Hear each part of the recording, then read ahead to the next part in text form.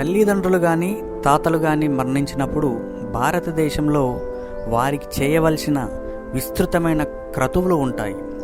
ఒక మనిషి చనిపోయినప్పుడు ఎలాగైనా సరే తన తండ్రి స్వర్గానికి చేరుకోవాలని అతని కొడుకు అనుకున్నాడు. ఆ ఊర్లో స్వర్గానికి టికెట్లు బుక్ చేసే ట్రావెల్ ఏజెంట్లు ఎంతోమంది ఉన్నారు. అతను ఒక ట్రావెల్ ఏజెంట్ దగ్గర నుండి మరొక ట్రావెల్ ఏజెంట్ దగ్గరకు వెళ్తూనే ఉన్నాడు. అందరూ టికెట్ ఇవ్వడానికి సిద్ధపడ్డారు, కానీ ఖచ్చితంగా స్వర్గానికి పంపిస్తామని ఎవరూ చెప్పలేకపోయారు. కానీ తనేమో వాళ్ళ నాన్నగారి స్వర్గానికి చేర్చే ఖచ్చితమైన టికెట్ కావాలనుకున్నాడు. ఆ రోజున గౌతమ బుద్ధుడు ఆ ఊరిలోనే ఉన్నాడని విషయం తెలుసుకున్నాడు ఆ వ్యక్తి. ఆత్మజ్ఞానం పొందిన వ్యక్తి అంటే భగవంతుడితో ముఖాముఖిగా మాట్లాడగలిగినట్లే. ఆయనతో కనుక రికమెండేషన్ చేయించుకోగలిగితే మీ నాన్నగారు సూటిగా స్వర్గానికి వెళ్తారు, గేట్ల దగ్గర కూడా ఎవరూ ఆపలేరని చెప్పారు. ఇక ఇతను బుద్ధుడిని వెతుక్కుంటూ వెళ్ళాడు. గౌతముడు ఊరి బయట ఉన్న ఒక పెద్ద సరస్సు ఎదురుగుండా ఉన్న చెట్టు కింద కూర్చొని ఉన్నాడు.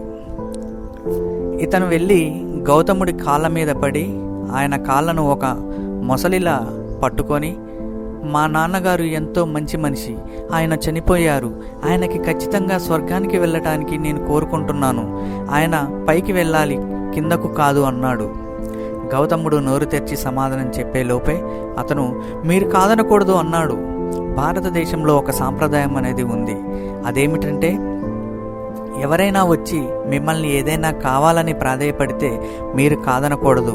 ఎందుకంటే అవతల వ్యక్తి నిస్సహాయంగా ఉన్నారు కాబట్టి మీరు ఇంకా ఒప్పుకోక తప్పదు.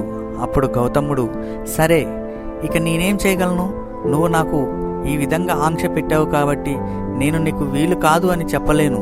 సరే నువ్వు ఒక పని చెయ్యి, నువ్వు ఇంటికి వెళ్ళి ఉదయం 4 గంటలకు నదిలో స్నానం చేసి ఒక మట్టి కుండ తీసుకొని అందులో సగం వరకు రాళ్లతో నింపు, మిగతా సగం వెన్నతో నింపు, దానిని ఒక గుడ్డతో కట్టి ఇక్కడికి తీసుకునిరా, నీ తండ్రికి మనం ఏం చేయగలమో చూద్దాం. ఈ విషయాలతో అతను వెళ్ళాడు. తండ్రిని స్వర్గానికి పంపించడానికి చిన్న కుండ అయితే సరిపోతుందా? అతను ఆ ఊర్లో ఉన్న అతిపెద్ద కుండను తీసుకువచ్చాడు. దానిని సగం రాళ్లతో నింపి మిగతా సగాన్ని వెన్నతో నింపి గట్టిగా కట్టాడు. ఎంతో బరువుగా ఉన్న ఈ కొండను చాలా కష్టపడి మోసుకొని వెళ్ళి గౌతముడు ఎదురుగుండా నిల్చున్నాడు. గౌతముడు అతన్ని చూసి ఇలా అన్నాడు, ఆ చెరువు చుట్టూ 3 సార్లు తిరిగిరా, దీనినే ప్రదక్షిణం అంటారు. దీని వెనుక ఒక శాస్త్రం ఉంది, కానీ ఈ రోజుల్లో ప్రజలు దీన్ని హాస్యాస్పదంగా చేసి అన్నింటి చుట్టూ 3 సార్లు తిరుగుతూ ఉంటారు. గౌతముడు అతనితో వెళ్ళి ఆ చెరువు చుట్టూరా 3 సార్లు తిరగమన్నాడు. అతను ఈ బరువైన కొండను మోసుకుంటూ చెరువు చుట్టూ 3 సార్లు తిరిగాడు. అతను తిరిగి గౌతముడి దగ్గరికి వచ్చి నిల్చునేసరికి అతని పని సగం అయిపోయింది. గౌతముడు అతని పరిస్థితిని, అతని పట్టుదలను గమనించాడు. గౌతముడు అతనితో నువ్వు నీ ఛాతి వరకు నీళ్లు వచ్చేలాగా నీళ్లలోకి దిగమని చెప్పాడు. అతను నీళ్లలోకి వెళ్ళాడు. అప్పుడు గౌతముడు మెల్లిగా కుండని నీటిలోకి వదిలే అన్నాడు. కుండ నీటిలో మునిగిపోయింది. గౌతముడు ఒక దుడ్డు కర్ర తీసుకొని అతని వైపు విసిరి అతనితో ఇలా అన్నాడు, ఈ కర్రను తీసుకొని ఇప్పుడు ఒక్క వేటుతో లోపల ఉన్న కుండను పగలగొట్టాలి. కుండ నీటి లోపల ఉంది. అతను చాలా అలసిపోయి ఉన్నాడు. ఈ పని చేయడం అతనికి చాలా కష్టమే, కానీ అతని తండ్రి స్వర్గానికి వెళ్తాడు. అందుకని అతను అక్కడి నుంచి సిద్ధమయ్యాడు. ఆ మనిషి అతనికి తెలిసిన దేవుళ్ళందరినీ తలుచుకొని శ్వాస బిగబట్టాడు. అప్పుడు గౌతముడు, నువ్వు దీన్ని ఒక్క దెబ్బతో పగలగొడితే రాళ్ళు పైకి తేలి వెన్న కిందకి పోతుంది, అప్పుడు మీ నాన్నగారు స్వర్గం చేరుకున్నట్లే అన్నాడు.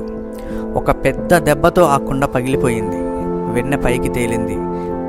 అపరాధం చేసినట్లుగా అతను చూసి, వెన్న పైకి తేలింది, ఇప్పుడు ఏం చేయాలి అన్నాడు. గౌతముడు, అయితే ఆయన చేరుకోలేడు అన్నాడు. రాళ్ళు పైకి తేలాలి, కానీ వెన్న పైకి తేలింది. ఆ మనిషి పూర్తిగా నిరుత్సాహంతో నిస్పృహతో ఉన్నాడు. అతను వెనక్కి తిరిగి నడవడం మొదలుపెట్టాడు. అతను నీళ్లలో నుంచి బయటకు రావడం మొదలుపెట్టాడు. అతని బుర్ర పనిచేయడం మొదలుపెట్టింది. అతను గౌతముడి దగ్గరికి వచ్చి, మీరు వెన్న మునిగిపోతుంది, రాళ్ళు పైకి తేలుతాయన్నారు, అసలు అది ఎలా సాధ్యం? ఇది ప్రకృతి ధర్మానికి విరుద్ధం కదా, రాళ్ళు మునిగిపోతాయి, వెన్న మాత్రమే తేలుతుంది, మీరు నన్ను మోసం చేశారా అన్నాడు ఆ వ్యక్తి. అప్పుడు గౌతముడు, ఓ, ఇప్పుడు నీకు ప్రకృతి ధర్మాలు తెలుస్తున్నాయి, ఇక సమస్య ఏముంది? మీ నాన్నగారు వెన్న వెంటై వారైతే పైకి వెళ్తారు, ఒకవేళ ఆయన ఒక రాయి లాంటి వాడైతే కిందకి పోతాడు. ఇందులో నేను చేయగలిగిందేముంది? ఇంకా నువ్వు చేయగలిగిందేముంది? నువ్వు చాలా అలసిపోయావు, ఇంటికి వెళ్ళి పడుకో అన్నాడు.